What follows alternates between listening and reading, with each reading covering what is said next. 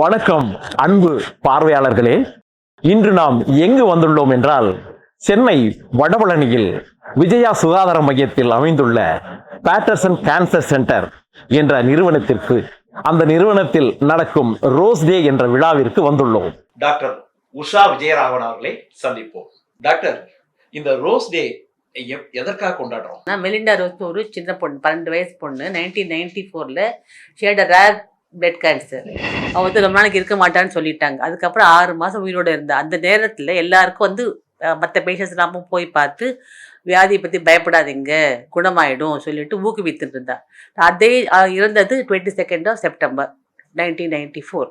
நம்ம 2000 இயர்லேருந்து அந்த நாளை கொண்டாடுறோம். எப்படின்னாக்கா, அன்றைக்கி எல்லாருக்கும் பூவை கொடுத்து, ரோஜா பூனா இட்ஸ் சைன் ஆஃப் ஃபெஸ்டிவிட்டி கொடுத்து நீங்கள் நல்லாயிடுவீங்க அப்படிங்கிறதுக்கு அவங்களுக்கு ஊக்குவிக்கிறதுக்காக கொண்டாடுறோம். அது எல்லா வருஷமும் 2000லேருந்து செலிப்ரேட் பண்ணிட்டுருக்கோம். எல்லா கேன்சர் ஹாஸ்பிட்டல்லையும் அன்றைக்கி என்ன பண்ணுறோன்னா, கேன்சர் புற்றுநோயிலிருந்து மீண்டவர்களை கூப்பிட்டு அவங்களுக்கு வாழ்த்து தெரிவித்து, அவங்க என்ன பண்ணுறாங்க, மற்ற வியாதியில் இருக்கிறவங்களுக்கும் இப்போ இருக்கிறவங்களுக்கும் நல்லாயிடுவீங்க நீங்கள் அப்படின்னு சொல்லி தைரியப்படுத்துகிறாங்க. அதுதான் ரோஸ் டே நடக்கிறது.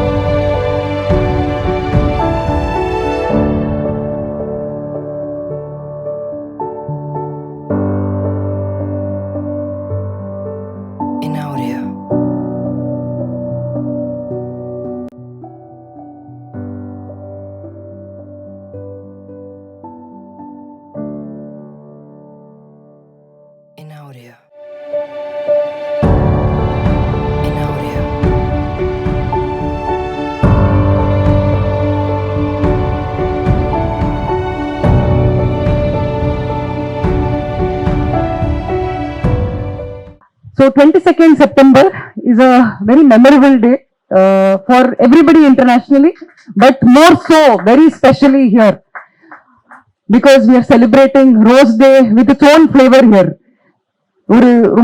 ரொம்பவே ஒரு சந்தோஷமான விஷயம் என்னன்னா, இங்க கேன்சரால கியூர் ஆகின பேஷண்ட்ஸ் ஒரு யூனிக் மாடல்ல கேன்சர் ட்ரீட்மெண்ட் எடுத்துட்டு இருக்கிறவங்களுக்கு ஹோப் அண்ட் கரேஜ் கொடுக்குறாங்க. I lost my father due to cancer, and I wish I had known that, this kind of a, universe exists. So today, I must say, when cancer comes, it is not just for the patient. It is for the entire family. It is the family, which actually goes through more than the patient itself. So I am very grateful to Dr. Vijayaraghavan that, so நீங்க cancer சொல்லிக்க வெக்கப்படாதீங்க, கூச்சப்படாதீங்க. Cancer ஒரு பெரிய வியாதி கிடையாது. ஒரு முக்கியமான விஷயம் எல்லாருக்கும் தெரியணும்னா, கேன்சரை ஒருத்தர்கிட்ட கட் பண்ணி எடுத்து வச்சா கூட இன்னொருத்தருக்கு வராது. இட் இஸ் அ நான் கம்யூனிகபிள் டிசீஸ். நிறைய பேர் எங்கிட்ட கேட்பாங்க, சார் எங்க அப்பா கேன்சர் இருக்கு, நாங்க எல்லாரும் ஒரே தட்டுல அவர் சாப்பிட்ற தட்டு, அந்த சாப்பாடு, அந்த டேபிள் எல்லாம் ஷேர் பண்ணலாமா, குழந்தைங்க எல்லாம் ஒரு முத்தம் கொடுக்கலாமான்னு. கேன்சரை கட் பண்ணி எடுத்து வச்சா கூட இன்னொருத்தருக்கு வராது. It is not propagatable even. Organ donation மாதிரி ஒருத்தர் கட் பண்ணி கேன்சரை உள்ள வச்சுட்டா அந்த கேன்சர் நம்ம உடம்பு அழிச்சிடும். நம்மளோட இம்யூனிட்டி போய் அதை கம்ப்ளீட்டா டெஸ்ட்ராய் பண்ணிடும். So no fear. Cancer is only a process and we have a process to reverse it. My husband had a small setback in his health. நாங்கெல்லாம் கொஞ்சம் பயந்துட்டோம். ஏன்னா அவங்க ஸ்பூட்டம் டெஸ்ட் அது இதெல்லாம் சொல்லிட்டு இருந்தாங்க. அப்ப சத்யா சொன்னா, பாரு, ஒன்னே நீ என்னோட டாக்டரை பாரு, அதுக்கப்புறம் நீ என்ன டெஸ்ட் பண்றியோ, I want to take you over. So the test and all was given and they were going to அதை பார்த்து அவரோட பல்மனாலஜிஸ்ட் சொன்னாரு, நான் அதை குரூப் ஆஃப் பல்மனாலஜிஸ்ட் கிட்ட பார்த்துட்டு, மோகன் by afternoon I will let you know. நாங்க இங்க ஒரு 10-11 மணிக்கு வந்தோம். But it was worth every minute I waited, because the type of confidence, reassurance which he gave me and my husband was too good. அதனாலவே நாங்க என்ன பண்ணோம்னா வந்தாரு, ஏதோ செக் பண்ணாரு அவரை. யோ இப்படிதான் பேசினாரு, உனக்கு இங்க வேலை இல்லையா, நீ தேவையில்லை, யூஆர் ஓகே. ஆனா அந்த கடவுள் பாருங்க, அந்த நேரமா அவரோட பல்மனாலஜிஸ்ட் போன்ல பேசுறாரு, மோகன் you're okay, don't worry. It was such a synchronization and this great human being gave me such a lot of, எனக்கு கடகடான்னு கண்ணில் தண்ணி வருது. அவரும் ஒரு மாதிரி இமோஷனல் ஆயிட்டாரு எங்க ஹஸ்பண்ட். ஏன்னா இது வந்து எங்களுக்கு மறக்க முடியாத சம்பவம். It really is making me very emotional. We are all there to face it together and we will. Thank you. அது மோடி ஐயா என்ற ஒரு தலைவன் இருப்பதால் நான் அவரை ஈர்க்கப்பட்டு தமிழ்நாடோட வெளிநாடு மற்றும் அண்டை மாநில தமிழ் வளர்ச்சி பிரிவோட மாநில தலைவரா எனக்கு அந்த வாய்ப்பு கிடைத்தது. வெளிநாட்டுல வந்து வேலைக்கு போறாங்கல்ல, அதாவது வேலைன்னா பெரிய உயர்தர வேலை இல்லை, டாக்டர் மாதிரிலாம் வேலை இல்லை. அங்க வந்து கிளீனிங் வேலை, ரோடு போடுற வேலை, இந்த அவங்க எல்லாம் வந்து ஒரு ஏஜென்சி மூலம் தான் போறாங்க. அந்த ஏஜென்சி மூலமா அந்த ஏஜென்சி ஏமாத்திடுவான். சில பேர் இறந்து போயிட்டாங்க, அந்த பாடி வரவே வராது. அது ரொம்ப கஷ்டப்படும். அந்த குடும்பம் இங்க இருந்து ரொம்ப அவங்களால அந்த பிளைட் டிக்கெட் கொண்டு வந்து சேர்க்கக்கூடிய அளவுக்கு கூட அவங்க கிட்ட எந்த விதமான பணம் இருக்காது. சோ அப்படி இந்த பதவி வந்த பிறகு நான் ஒரு 300 பேரை நான் வந்து வெளிநாட்டுல இருந்து கொண்டு வந்து அந்த குடும்பத்தை சேர்த்திருக்கேன் நினைக்கும் பொழுது உண்மையாக நான் பிறந்ததை பயனடைந்தேன் என்பதை நான் நினைத்துக் கொள்றேன். நல்ல ஆரோக்கியமான வாழ்வு வாழ்வதற்கும், கேன்சரில் இருந்து மக்களை பாதுகாக்கவும் அதற்கான நவீன மருந்துகளை கொடுத்து சிறந்த சேவை செய்து வருகிறது. அவர்கள் செய்யும் சேவையை இந்த காணொளியின் மூலம் நாம் காணலாம். சென்னை நகரின் முன்னணி புற்றுநோய் நிபுணர் டாக்டர் எஸ் விஜயராகவன் அவர்களால் உருவாக்கப்பட்ட பேட்டர்சன் புற்றுநோய் மையம் ஒரு சிறப்பான புற்றுநோய் மையமாகும். இந்த மையம் 2003ஆம் ஆண்டு இந்தியாவின் அந்நாளைய குடியரசுத் தலைவர் மாண்புமிகு டாக்டர் ஏபிஜே அப்துல் கலாம் அவர்களால் தொடங்கி வைக்கப்பட்டது. புற்றுநோய் நோயாளிகளை நவீன சிகிச்சை உபகரணங்களுடனும் மற்றும் மிகச் சிறந்த தரமான பராமரிப்பு மற்றும் குறைந்த விலையில் சிகிச்சை அளிக்கும் நோக்கத்துடனும் இந்த மையம் நிறுவப்பட்டது. சிறந்த சேவை மனம் கொண்ட மற்றும் மதசார்பற்ற இயக்குநர்கள் குழுவால் இந்த மையம் நடத்தப்பட்டு வருகிறது. அது மட்டும் இல்லாமல் பள்ளி மாணவர்கள், பொதுமக்கள் ஆகியோருக்கான இலவச புற்றுநோய் விழிப்புணர்வு நிகழ்ச்சிகள், புற்றுநோய் பரிசோதனை மற்றும் கண்டறிதல் முகாம்கள், மருத்துவ சமூகத்திற்கான தொடர்ச்சியான விழிப்புணர்ச்சி நிகழ்ச்சிகள் ஆகியவற்றை இந்த மையம் நடத்துகிறது. பேட்டர்சன் புற்றுநோய் பராமரிப்பு மையமும் கேன்சர் அலிவியேஷன் ஃபவுண்டேஷனும் இணைந்து இந்த ரோஸ் டே கொண்டாட்டத்தை சிறப்பாக நடத்தி வருகிறார்கள். Now, let's launch the website. The website is called pattersoncancercenter.in. Let's start. மேலும் விவரங்களுக்கு தொடர்பு கொள்ள வேண்டிய எண்கள் 9962577181 மற்றும் 7550221119.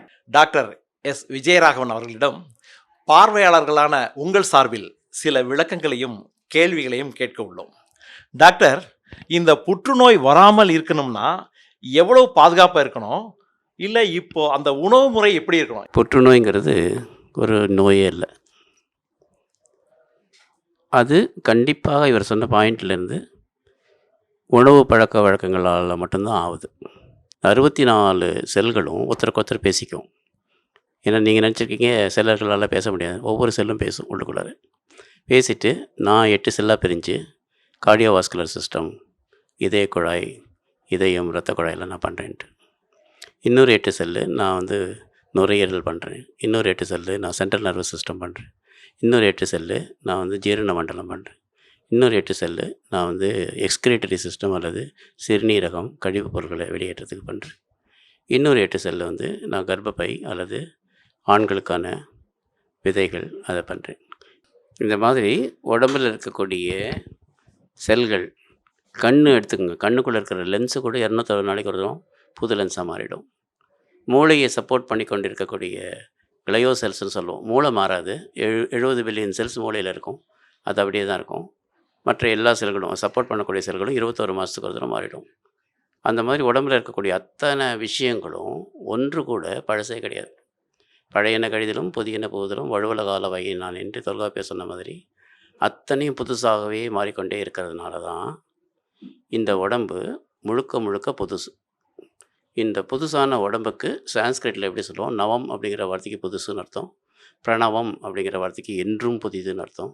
இன்னிலிருந்து நீங்களும் நான் ஏன் சாப்பிட்றோன்னு கேட்டால் பசிக்குது சாப்பிட்றோன்னு சொல்லக்கூடாது. பழைய செல்களை அழிப்பதற்கும் புதிய செல்களை உருவாக்குவதற்கும் நாங்கள் சாப்பிட்றோன்னு சொல்லணும்.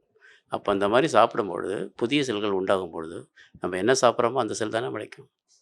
அதனால் சாப்பாடு தான் எல்லாத்துக்குமே காரணமாக அமையுது. அதனால் எந்த உணவு சாப்பிட்லாம், எந்த உணவு சாப்பிடக்கூடாது அப்படிங்கிற கேள்வி ரொம்ப கரெக்டான கேள்வி. எந்த உணவுகள் எந்தெந்த வயசில் சாப்பிட்லாங்கிறது ரெண்டாவது கேள்வி. ஏன்னா வளர்ந்து கொண்டு இருக்கக்கூடிய இந்த உடம்பு மறுபடியும் தேஞ்சு கொண்டு போகும். ஸோ வளர்ந்துட்டு இருக்கும்போது கொடுத்துக்கூடிய சாப்பாடுகள் எல்லாம் தேஞ்சிட்டு இருக்கும்போது கொடுக்க முடியாது. அதே மாதிரி சர்க்கரை வியாதிகள், இரத்த கொதிப்பு எல்லாமே மனசை பொறுத்து தான் வருது. ஸோ ஒரு தடவை அதுக்கெல்லாம் வந்துட்டு மனசை பாதித்த பிறகு அதிலிருந்து மறுபடியும் மீளணும் அப்படின்னா திரும்பி உணவு தான் முக்கியம்.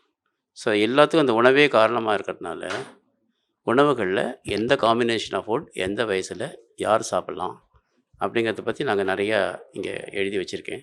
அதுக்கடுத்து ஹை ஃபேட்டி ஃபுட்டு நிறையா சாப்பிட்றவங்களுக்கு கேன்சர் வரதுக்கான வாய்ப்பு உண்டு. ஏன்னா அந்த ஃபேட் எல்லாமே கம்ப்ளீட்டாக பாலி அன்சாச்சுரேட்டட் ஃபேட்டி இருந்தால் அதை வச்சுருவோம். பாலி சாச்சுரேட்டட் ஃபேட்டி இருந்தால் அடுத்த ஆர்கனை ஃபங்க்ஷன் பண்ண விடாதபடி லிவரில் போய் ஃபேட்டி லிவர்னு உட்காந்துட்டு அதனால ஃபங்க்ஷன் பண்ண முடியாதபடி பண்ணி விட்டுரும்.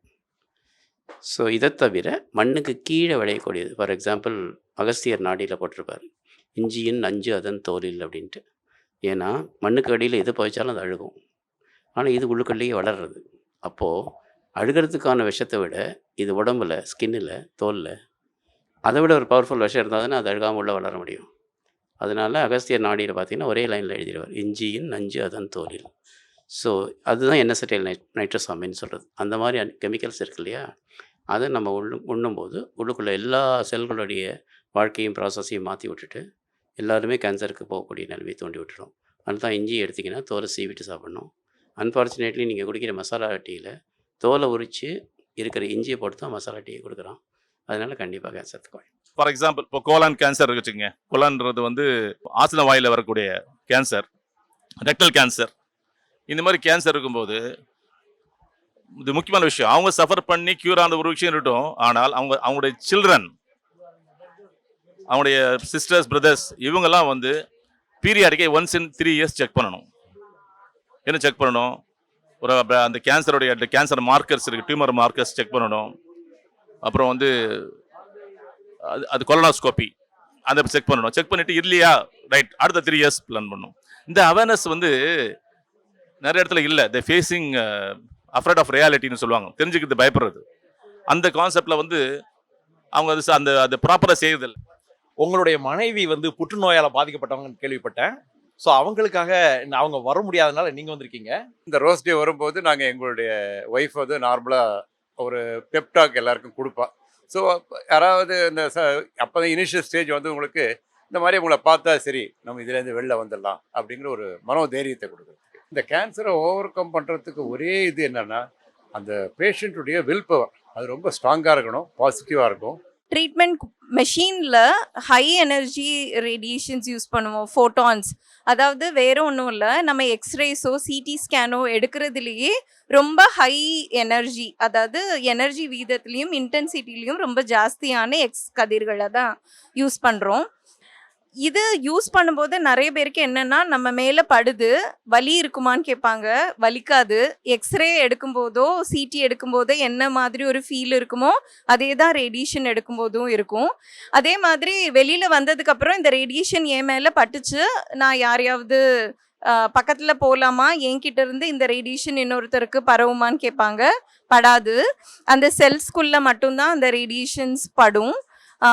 அதுதான் பயாலஜிக்கல் எஃபெக்ட்ஸ் தான் நடக்கும். கெமிக்கல், ஃபிசிக்கல், அதாவது மேலே படுறதுனால ரேடியேஷன்ஸ் வந்து இன்னொருத்தருக்கு பரவாது. ஸோ அதிலிருந்து நம்ம மேலே இருந்து இன்னொருத்தருக்கு ஸ்ப்ரெட்டும் ஆகாது. It will not radiate. Chemotherapy கொடுத்துட்டு அந்த இடத்துல கட்டி இல்லை அப்படின்னு தெரிஞ்சு சர்ஜன் வந்து அந்த இடத்த தேடணும் சர்ஜரியும் பொழுது.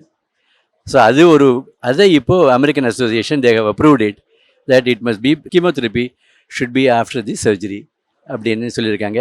இது மாதிரி புது விதமான வழிகளை கடைப்பிடித்து நம்மளோட கேன்சரை ட்ரீட் பண்ணி 96 எனக்கு இன்னி தேதி வரைக்கும் அதுக்கு அப்புறம் தான் எனக்கு வாழ்க்கையிலேயே முன்னேற்றமே. என்னோட பேர் வந்து பிருந்தா.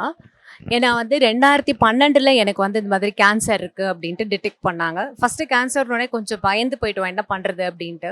கீமோதெரப்பிலாம் முடிச்சுட்டு ரேடியேஷன் எல்லாமே பண்ணிட்டோம். ஸோ நம்ம தேவையில்லாத அனாவசியமான விஷயங்களை மனசில் போட்டு குழப்பிக்காமையும் இருக்கணும். சரி எப்படி இருந்தாலும் இதுவும் கடந்து போகும் அப்படின்ட்டு எல்லா விஷயத்தையும் நம்ம கொஞ்சம் அப்படியே ஈஸியாக விட்டுட்டோம் அப்படின்னாலே நமக்கு வந்து பாதி நம்ம மைண்டில் ப்ரெஷர் ஏற்றிக்காமல் இருக்கலாம். ஆனால் சொல்கிறது ரொம்ப ஈஸி அப்படின்னு நீங்கள் நினைப்பீங்க. ஆனால் ப்ராக்டிஸ் பண்ண அது தன்னால் வந்துடும். ப்ளஸ் என்னன்னா டயட் வெளியிலேருந்து எந்த ஃபுட்டுமே வாங்கி சாப்பிடாதீங்க. உங்களுக்கு ஆசையாக இருக்கா, நீங்களே வீட்டில் கொஞ்சமாக பண்ணி சாப்பிடுங்க. அது மாதிரி ரொம்ப ஜாஸ்தி வெளியில் போய் இந்த ஜங்க் ஃபுட்ஸ் எல்லாம் சாப்பிடாம நிறைய ஃப்ரூட்ஸ் அண்ட் வெஜிடபிள்ஸ்க்கு மாறிடுங்க. நாங்கள் எங்கள் வீட்டில் எல்லாருமே நாங்கள் அதை தான் சாப்பிட்றோம். ஸோ ஹெல்த் தான் வந்து ரொம்ப ரொம்ப ரொம்ப முக்கியன்றதை வந்து நான் ஒரு பெரிய விலை கொடுத்து நான் வந்து தெரிஞ்சுட்டேன். அதனால நாங்கள் யாருமே அந்த தப்பை திருப்பி பண்ணுறதே இல்லை. இப்போ நம்ம கூட இருக்கிறது டாக்டர் ஆதாஷ் ராகவன், இந்த மையத்தில் உள்ளவர். அவரிடம் சில கேள்விகள் கேட்போம். இப்போ ஒரு புற்றுநோயால் பாதிக்கப்பட்ட ஒரு நோயாளி வந்து அவங்களுக்கு கன்ஃபார்ம் ஆயிடுச்சுன்னு சொல்லி உங்ககிட்ட வந்தாங்கன்னா நீங்க அவங்க கிட்ட எப்படி அந்த இதை தெரிவிப்பீங்க?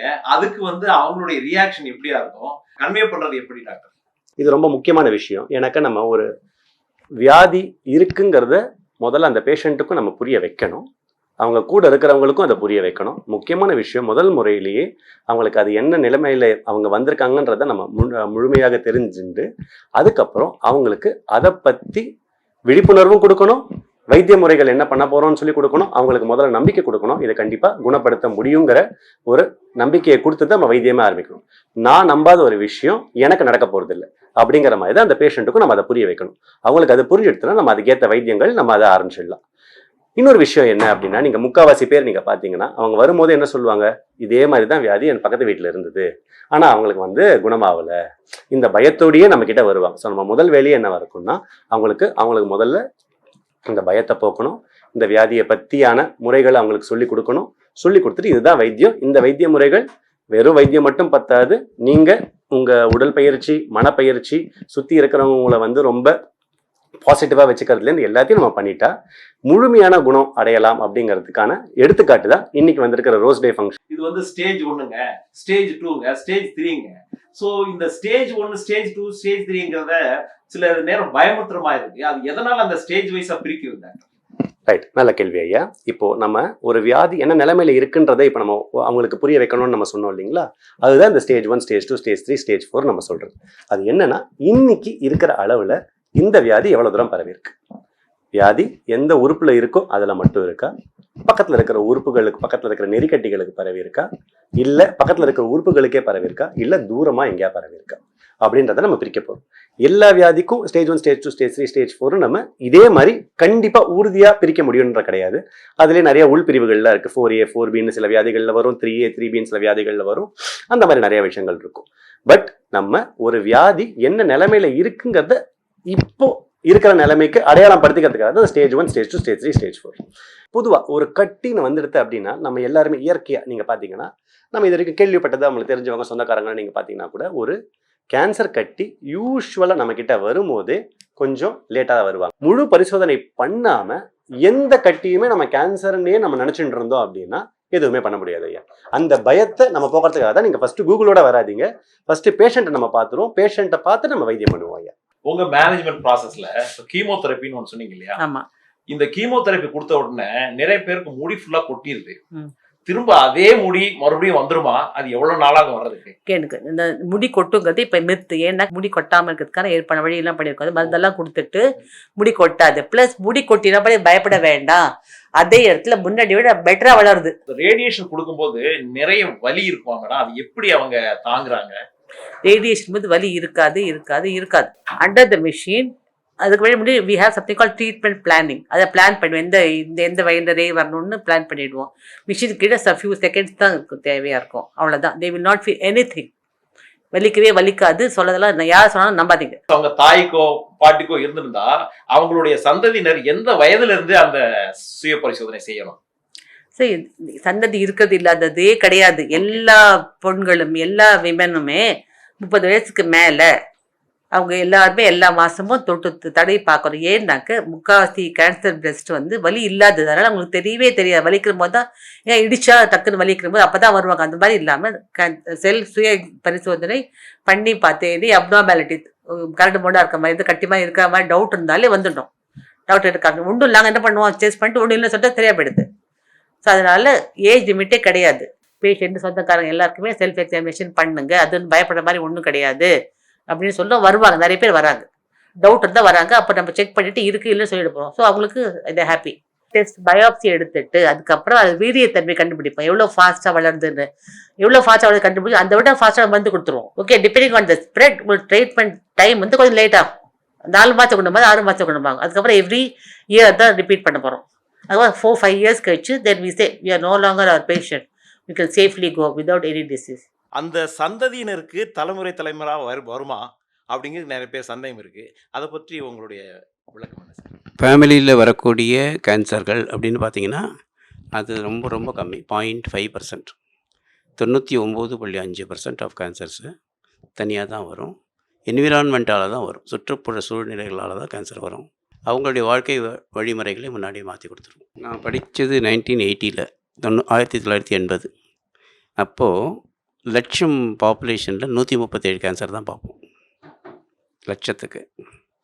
ஸோ அவ்வளோ கம்மியாக இருந்த கேன்சர் இப்போது கிட்டத்தட்ட ஒரு 480% அதிகமாகிடுச்சின்னு வச்சுங்களேன்.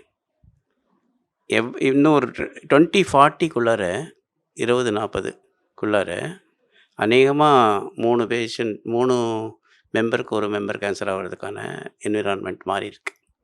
ரேடியேஷன் என்விரான்மெண்ட்டாக இருக்கலாம், அல்லது சாப்பாடு என்விரான்மெண்ட்டாக இருக்கலாம், நிறையா வித்தியாசப்படுது. ஸோ கேன்சருடைய பாதிப்பு அதிகமாக இருக்கிறதுனால இப்போ தள்ளி வைக்கக்கூடிய சிச்சுவேஷனில் இருக்கக்கூடிய நிலைமை மாறி, ஏன் உங்கள் வீட்லேயும் தான் இருக்குது, எங்கள் வீட்லேயும் தான் இருக்குது, நீ எதுக்கு என்ன ஒதுக்குறேங்கிற மாதிரி நிலைமைக்கு போகும்.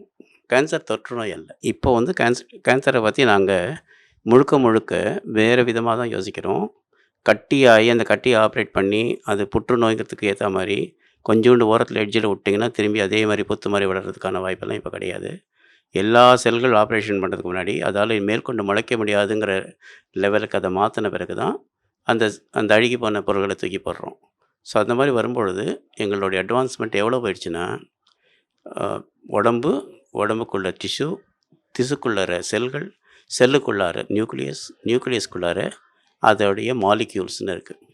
ஸோ அந்த அப்ரோச்சே மாலிகுலார் லெவலில் தான் பண்ணுறோம். அதனால் molecular therapy has become a very big boon for our whole India.